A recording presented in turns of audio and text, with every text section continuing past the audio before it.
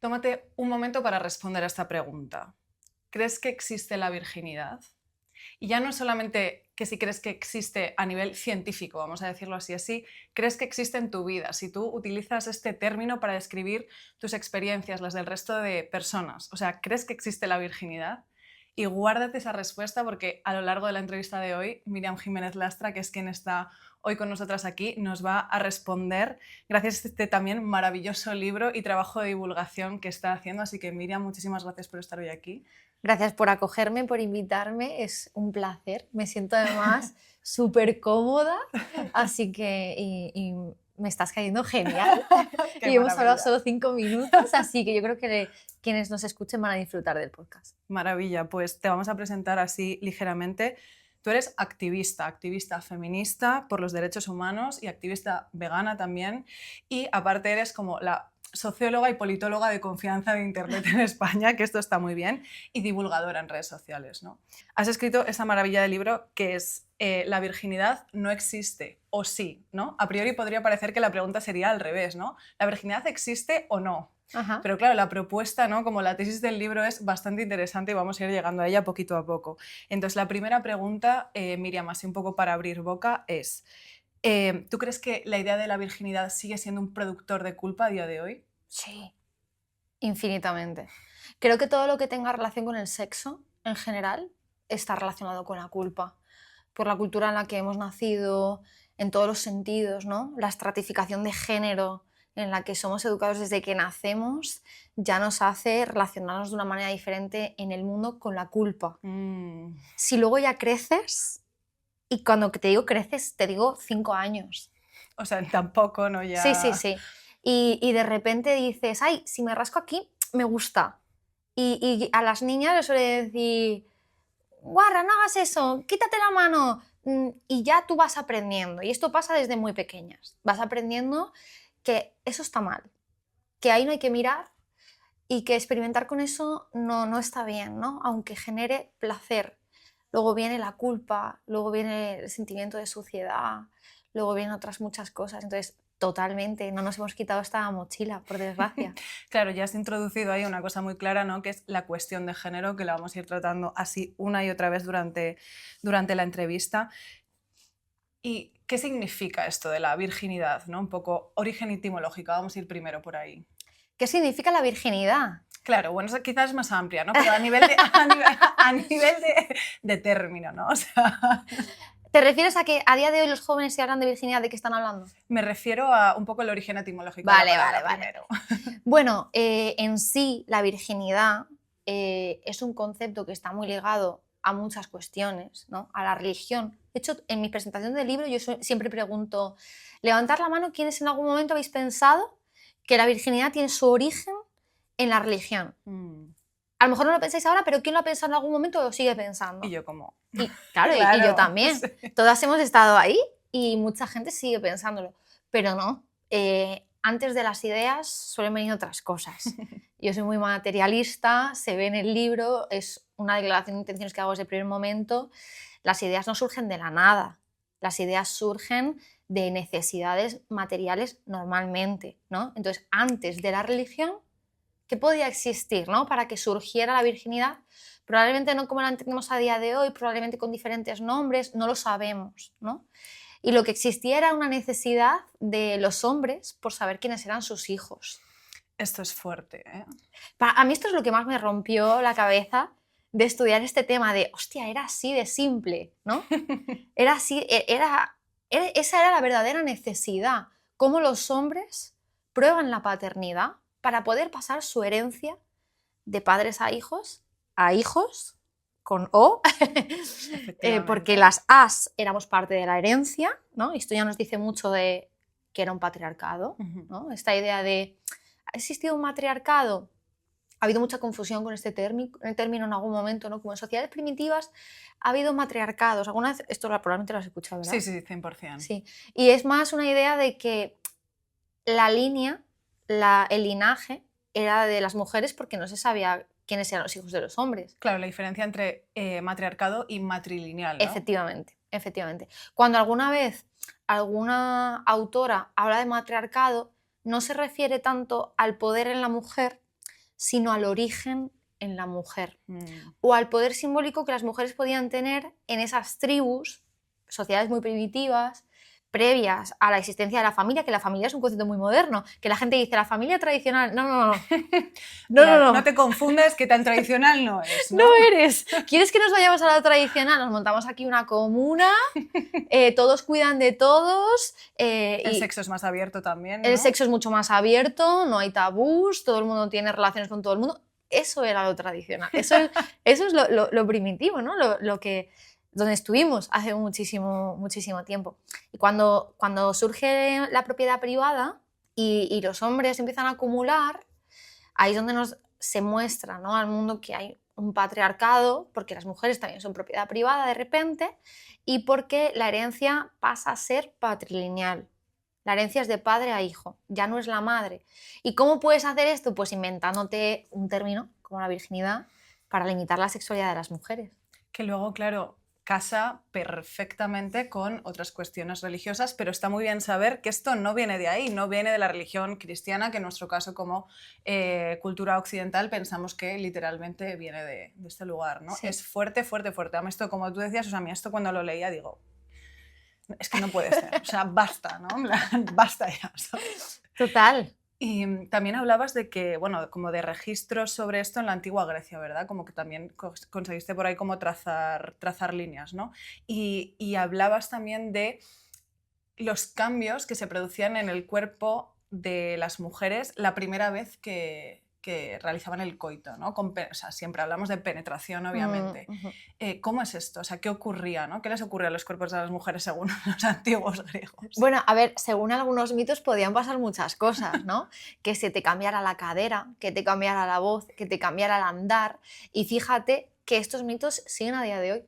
Hay muchas chicas que piensan que les va a pasar esto, que les cambia la personalidad. Si nos lo llevamos a un lado como más religioso, es muy chungo lo que vemos, sobre todo a día de hoy, de estos mitos, porque se lo llevan más a la pérdida de la inocencia, a la pérdida de algo muy valioso para ti. A la pérdida siempre. Sí, siempre es pérdida, no ganas nada, ¿no? Que en teoría estás ganando experiencia, estás ganando placer, estás ganando madurez, estás ganando un montón de cosas, pues no, en nuestro caso nos toca perder.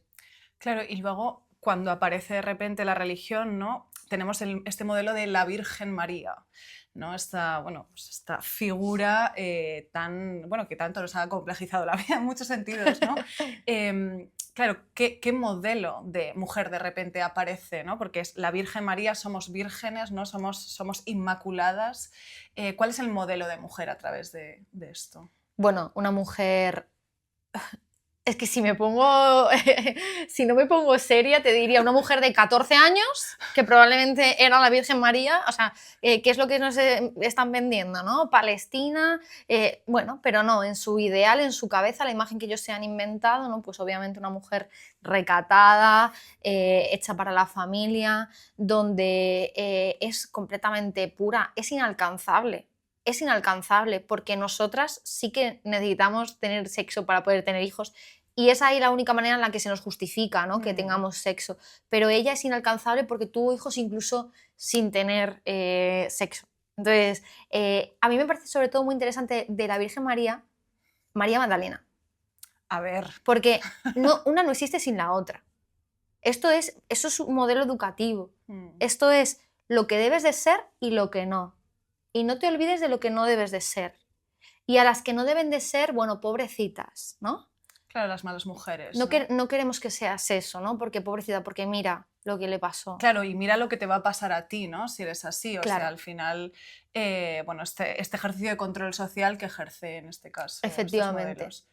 Y bueno, es que es muy fuerte, ¿no? Aquí yo creo que hay muchas cosas, pero luego tú haces mucho hincapié en algo muy importante, ¿no? Es en explicar también cómo a posteriori la ciencia ha sido un sistema que ha permitido, o sea, digamos que ha utilizado sus herramientas hipotéticas justificadas, ¿no? Como con este estatuto de verdad para decir, uy, no, sí, la virginidad existe. Existe biológicamente, Biológicamente. médicamente, científicamente. Y esto es muy interesante porque la ciencia lo ha hecho todo el rato con todo. O sea, hemos intentado justificar a través de la ciencia cualquier tipo de discriminación social. hacia las mujeres, hacia personas que tengan una discapacidad, hacia personas racializadas, lo que sea, se ha intentado justificar científicamente. De hecho, fíjate, este libro tiene 2 años. A día de hoy, Israel hace esto con los palestinos, ¿vale? Justificar científicamente o les deshumanizan, les convierten en animales. Y los animales no tienen derechos, ¿no? Claro. Y eso es lo que han hecho con todas las minorías durante toda la vida. Para convertirte en un animal solo tienen que justificarlo científicamente, ¿no? El tamaño del cerebro, 1000 cosas, ¿no? Se ha hecho aquí en España, hace no tanto, ¿no? Se hizo con los comunistas y con los anarquistas. El abuelo de Samantha Vallejo Nájera, ¿no? A través del gen rojo justificaba que se dieran bebés, se robaran bebés a las madres por este gen rojo para poder limpiarlos. A través de la ciencia se han justificado verdaderas atrocidades y es verdad que la ciencia funciona así. Esto es verdad hasta que se demuestre lo contrario. Pero en esa verdad ha habido mucho de nuestras propias creencias y por eso la ciencia natural y la ciencia médica no puede estar alejada de la antropología o de la sociología. Tiene que ir de la mano si quiere tener una perspectiva crítica, humanista y cercana, porque si no vemos que siguen liando la parda las ginecólogas en las sesiones, así que...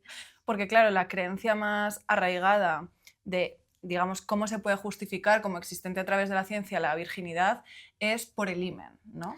El himen, el dolor y la sangre, que vendría de la rotura del himen. Okay. Entonces, esto es muy interesante, porque yo cuando me puse a investigar, pues tuve que ver como muchas fotos de himenes. Es que ni siquiera decirlo en plural. Porque, ¿cuál es el plural? Claro, claro, como tengo uno. Y hay muchas mujeres que nacen sin él, y hay muchas mujeres que nacen con diferentes tipos de himen, y hay mujeres que se les rompe solo, hay mujeres que no se les rompe nunca, porque es una membrana flexible que no tendría por qué romperse.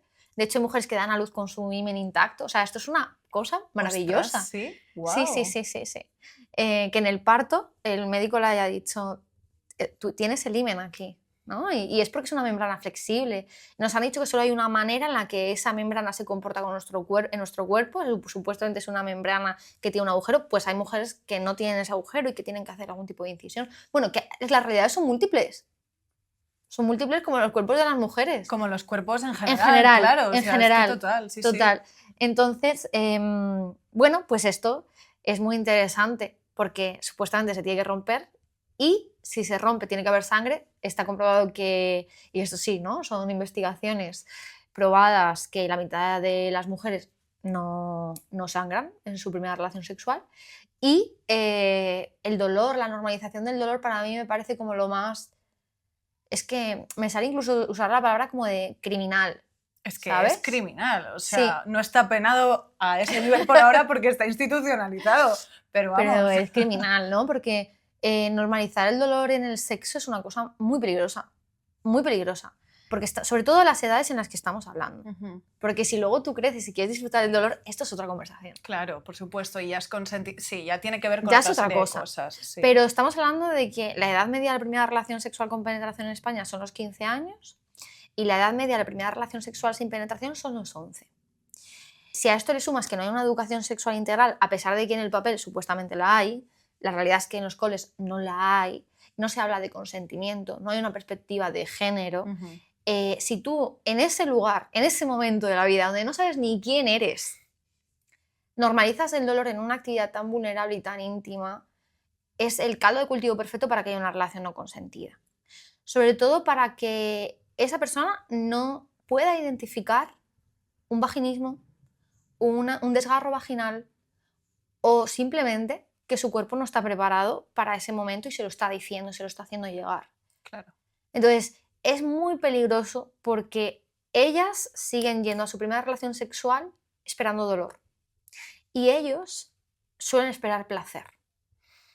Ambos tienen nerviosismo, ambos tienen, ¿no?, como dudas, preguntas, pero esto no es diferente, esto es desigual. Y ese es el punto.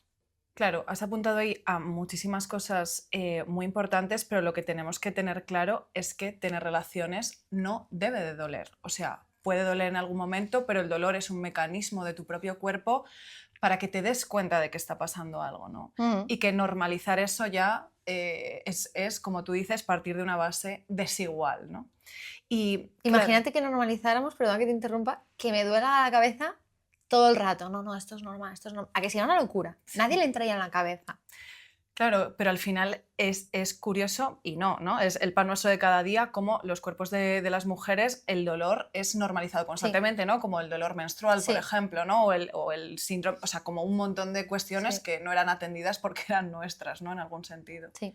También hablas, y quizá estos son los datos un poco más escabrosos, curiosos, pero creo que es importante ponerlos encima de la mesa, sobre todo para entendamos un poco el seguir con este nivel de violencias, explicitar el nivel de violencias que también se han sufrido a lo largo de la historia, ¿no? Y es, primero, antiguamente, ¿qué métodos se utilizaban para hacer como esta reconstrucción? O sea, ya no solo reconstrucción del himen, que también, pero un poco como para fingir que había una rotura de himen y que se sangraba, ¿no? Esta es probablemente mis partes favoritas del libro. También porque me encanta como descubrir realidades que nunca nadie nos ha contado y que para mí son memoria histórica de las mujeres, ¿no? Cuando hablamos de memoria histórica siempre es como los hombres en las guerras, ¿no? Y en las cunetas y en... No, no, no. La memoria histórica de la violencia patriarcal, ¿dónde está? Ujú. ¿No? Y son estas cosas, ¿no? El saber que las mujeres se cortaban, ¿no? Se rajaban la piel para poder manchar unas sábanas. O lo hacía su marido en ese momento, ¿no? O lo hacía su hermano, o lo hacía alguien de confianza para poder probar esa virginidad. Con ellas ya era una cosa, y esto en la Celestina se ve, ¿no? Y creemos que como es una novela, esto no pasó nunca y esto es muy real y hay muchos documentos que hablan de ello, ¿no? De cómo muchas mujeres se introducían cosas dentro de la vagina para poder sangrar. Y ahí encontramos de todo, desde huevos que vaciaban para rellenarlos con sangre, hígados de animales para que cuando introdujera el pene explotaran y se llenara de sangre, hasta cosas mucho más chungas como vidrios o como animales, ¿no? Animales que pudieran como hacerles roturas y hacerles daño.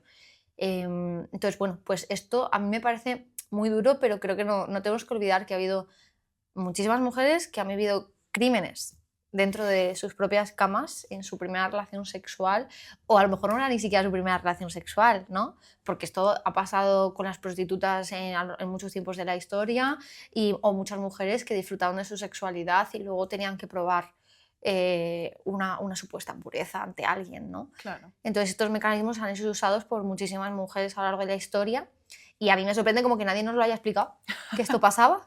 Total, claro, también pensaba a raíz de esto las infecciones y todas las enfermedades derivadas que se podían generar de todos estos métodos, porque yo pensaba en los hígados de los animales explotándome por ahí dentro y decía, madre mía del rosario, lo que viene después, que ya no es ese momento que dices, bueno, todavía hay pasos. Mi flora vaginal, Total. ni sé dónde está, ni se la espera. O sea, tu flora vaginal huye, ¿sabes? O sea, ya no aparece más. Total, total, eso debía de ser horroroso, horroroso. Claro, y los cristales no sé si era también porque pensaban que las mujeres que quizá habían tenido más relaciones sexuales previas como trabajadoras sexuales, etcétera, se pensaban que necesitaban algo un poco más Duro, agresivo, sí. ¿no? Sí, claramente. Vale. Se pensaba que ellas necesitaban algo como mucho más fuerte y que no les iba a servir nada.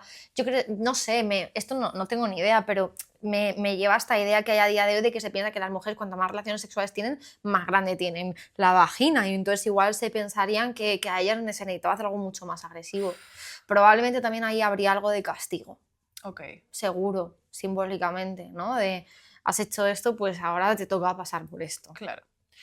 Y en España tenemos este término, ¿no? Que es, bueno, la prueba del pañuelo, quiero decir que lo tenemos porque culturalmente en algunos lugares sigue pasando así, también en algunas comunidades. ¿Qué le dirías tú a las personas que continúan realizando la prueba del pañuelo? Pues, siéndote muy sincera, nada, porque yo creo que no soy yo quien tiene que decirles nada. Yo soy una mujer paya, Por eso en el libro no me he metido ni en el pañuelo ni en otras religiones, aunque sí que cuento con personas muy diversas y personas que sí que tienen otras religiones, no me he metido a analizarlo, porque creo que es muy fácil a veces mirar hacia afuera y decir, mira lo que hacen. Eso es que, pues ya es que se ve muy fácil, ¿no? Mira lo que hacen ahí fuera, pero es muy difícil como mirarse hacia adentro y decir, mira lo que yo sigo haciendo, y mira lo que yo sigo pensando. Y sí que es verdad que tengo una compañera, Noelia Cortés, es una compañera gitana que está dentro de la editorial. Silvia Agüero es una persona con la que he hablado de este tema y ella públicamente ha hecho declaraciones respecto al tema. Yo creo que ese tema... No hablo de un relativismo, no hablo de que no podamos analizar o de que no podamos decir si está bien, si está mal. O sea, yo creo que es una opinión compartida, que es algo que no se debe hacer porque su origen es patriarcal, discrimina a las mujeres, etcétera, etcétera, etcétera. Pero yo creo que, ¿qué le tengo yo que decir a ellas? Nada. Maravilloso. Putito a la boca. Ole, pues nada, tal cual. Creo que es complicado en el activismo ver dónde tiene que parar tu voz y seguir otra, o no tanto, ¿no? Tú lo tienes claro, decir, vale, yo aquí, esto es lo que yo divulgo en base a lo que yo he encontrado, pero no soy yo quien debe. Luego te das cuenta, por ejemplo, que hay otras autoras, ¿no? Como Mona Al-Tahawi, que ya habla de esto dentro de la comunidad árabe, ¿sabes? Entonces dices, ¿y yo por qué me tengo que meter? ¿No? Si es que ya hay compañeras que lo están haciendo desde sus lugares. Claro. Y eso es muy importante. Yo creo que de mis mayores aprendizajes a nivel feminista, escribiendo este libro, es a no meterme donde no me llaman. Porque a veces tendemos mucho a meternos donde nadie nos ha llamado. Y encima donde no te corresponde, donde no tienes ni idea, probablemente ninguna paya sepa en qué consiste el pañuelo de verdad. Vale. ¿Sabes? Esto es como muy interesante. Pero saltaríamos a hablar del pañuelo enseguida. Ya. Y yo creo que eso a mí me ayudó mucho el revísate, cuestiónate, obviamente como socióloga analiza lo que tú quieras, pero decide dónde pones el foco, porque también dónde pones el foco dice mucho más de ti que de lo que estás hablando. Y Miriam, ¿la prueba del pañuelo solo realizada en España por comunidades gitanas? No, o sea, quiero decir, la prueba del pañuelo como tal puede ser culturalmente, tiene un origen gitano y aquí en España lo vemos, pero es que es una prueba como replicada en general a lo largo de la historia por muchas comunidades, de diferentes maneras, con diferentes tipologías. Mismamente en la Biblia, ya hay un pasaje en el que se habla de unas sábanas manchadas de sangre. O sea, quiero decir, esto no es una herencia como gitana. Ellos lo habrán, cada cultura ha adaptado la narrativa y las normas a sus propias culturas y a sus propias maneras de hacer. Y eso es lo interesante, ¿no? Ellas pueden tener la prueba del pañuelo, pero luego si nos vamos a otras comunidades, pues a día de hoy a lo mejor todo es mucho más fancy y te pasan por un ginecólogo antes para comprobar que tu himen está intacto, ¿no? Y esto sí que pasa, ¿no? Y sí que vemos que pasa en otras comunidades. O puede ser que vayas a, de repente, Estados Unidos y te encuentres con otro tipo de dinámicas como los anillos de castidad, o llamar a tu padre novio porque es quien protege tu virginidad hasta el matrimonio.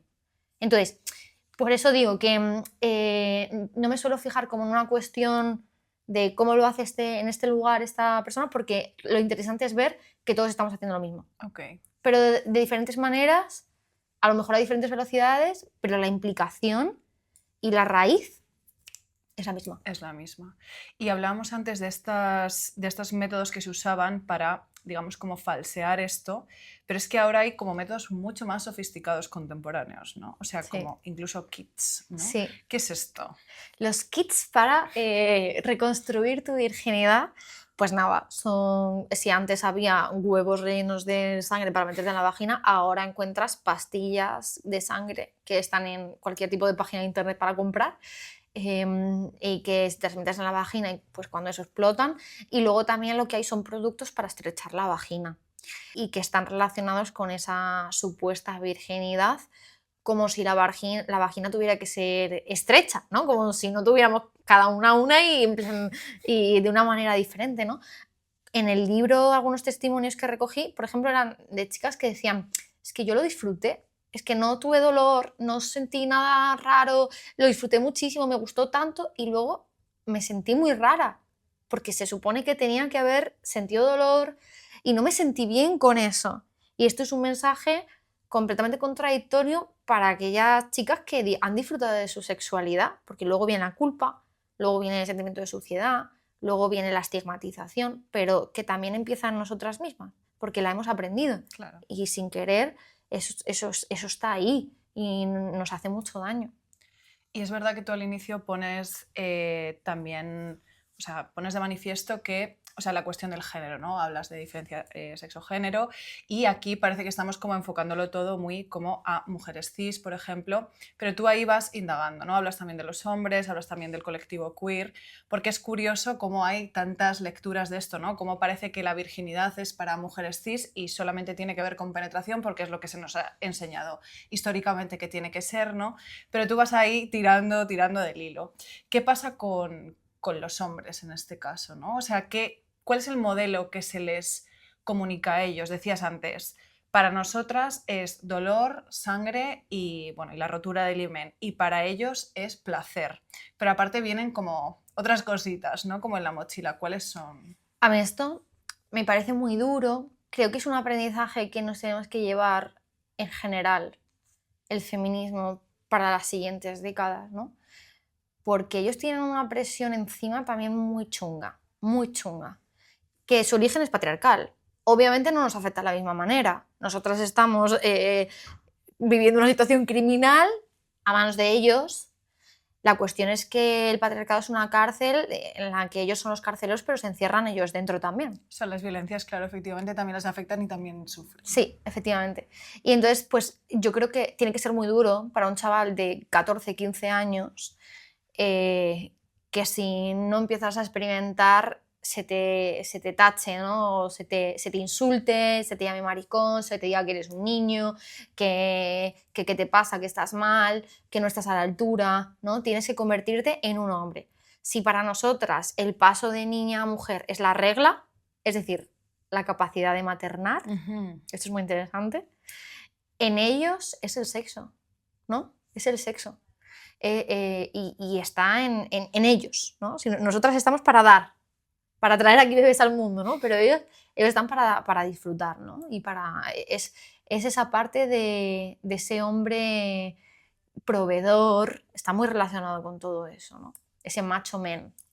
Hablábamos en la entrevista anterior, porque, bueno, estamos haciendo, ¿no? Como este full episodios de la culpa para intentar ir desgranándolo poquito a poco. Hablábamos con Bruno Martínez sobre la diferencia entre la culpa y la vergüenza, ¿no? Parece que en algún sentido, como las mujeres hemos vivido la sexualidad también como algo muy interno, ¿no? O sea, es decir, como algo privado que casi no puede ni debe comunicarse, pero en cambio ellas lo han vivido como hacia afuera, ¿no? Tú lo explicas muy bien en el libro y ahí aparece la vergüenza, ¿no? Porque es la vergüenza ante los demás, el tener que justificarse y también el tener que crear una narrativa sobre la sexualidad donde todo parezca que ha sido fantástico, maravilloso y fenomenal, ¿no? ¿Qué pasa ahí, no? Porque todos son macho men, y luego ves que no. Luego lo que cuentan en estos grupos de discusión es que ellos a sus amigos les cuentan una historia, pero han vivido otra en la que puede haber incluso violencia hacia ellos, en fin, mil cosas horribles, porque ellos tienen unos estándares inalcanzables. Vamos a ver, chiquillo, tú sabes lo mismo que yo, no sabes nada de esto. Entonces, ¿cómo se espera que tú sepas hacer algo, ¿no? Es una presión para ellos pues muy grande, ¿no? Y tienen sus propios estigmas que tienen que hablar entre ellos y para eso pues tiene que haber referentes que hablen de estos temas y de otra manera de ser hombre. Y seguías también con el colectivo queer, ¿no? Que a veces decimos, uy, el colectivo queer, pero aquí lo mencionamos muchas veces, aquí hay una amalgama muy distinta de gente y no vamos a estar todos en el mismo club a veces, pero sí que había pues testimonios, ¿no? Entre los que aportabas, uno que me pareció muy curioso y era el de una chica trans que, claro, ella asociaba la virginidad con la vagina, ¿no? Y entonces decía, no, yo no perdí la virginidad hasta que no me operé, ¿no? Hasta que no hice la transición. ¿Qué señalarías tú, ¿no? De estos testimonios desde lo queer o qué crees que es importante también hablar? Más que, como tú dices, lo queer abarca tantas cosas, nos abarca todas, ¿no? lo interesante de lo queer para mí son los testimonios de las mujeres bisexuales, ¿no? Que han tenido relaciones sexuales con mujeres y sienten que han perdido la virginidad cuando han tenido relaciones sexuales con un hombre. Eso me parece muy interesante, ¿no? Como tú dudas sobre tu propia narrativa. Tú dudas sobre qué te ha pasado, qué has hecho, quién eres, cómo te muestras en el mundo, qué dices de ti, si eres virgen, si no eres virgen, cómo te etiquetas. Eso es muy interesante. Es fuerte esto, Es muy fuerte. Como una idea puede llegar a cambiarte tu propia concepción de ti misma. Esto es muy interesante. Y del grupo queer, las personas trans, para mí me dan la clave de toda mi investigación, que es que no importa si has nacido con vagina, con pene, con lo que sea, lo que importa es el rol de poder que tú decides y que aprendes para reproducir en esta sociedad. Eso es lo más importante. El género es muchas cosas. No se nos puede olvidar que también es un rol de poder. Y que cuando hablamos de deconstruir el género, hablamos de muchas cosas. Hablamos de la performatividad, hablamos de la identidad, hablamos de muchísimas cosas, pero también de poder. De dónde te colocas en el mundo y de qué aprendes, ¿no? Esto en general aplica a cualquier tipo de identidad y orientación sexual, porque también vemos que se replican dinámicas de poder en relaciones igualitarias, ¿no? Entonces, para mí las personas trans me dan esa clave. Da igual que tengas entre las piernas, lo importante es qué rol de poder has decidido reproducir en esta sociedad. Pues esto, Miriam, parece un cierre. Nos vamos a quedar casi con esto para terminar. Te agradecemos muchísimo que hayas estado aquí con nosotras y haber aportado esto a todo el mundo. La verdad es que lo que recomendamos es que pues, compre el libro, que tiene mucha más información y una grandísima investigación. Y ahora quizá responder a esa pregunta. ¿La virginidad no existe o sí? ¿Quieres que lo dejemos en el aire o quieres...? ¡Ay, no lo sé! Voy a decir que la virginidad sí existe, pero no. Lo dejo ahí. Pues ya que cada cual recoja lo que quiera. Considere. Y bueno, a los que estéis ahí escuchándonos, viéndonos, muchísimas gracias de nuevo. Vamos a seguir con 2 capítulos más sobre la culpa. Así que nada, como siempre, suscribiros, darle a la campanita, un me gusta. Muy agradecidas de que estéis por ahí. Os mandamos muchos besitos.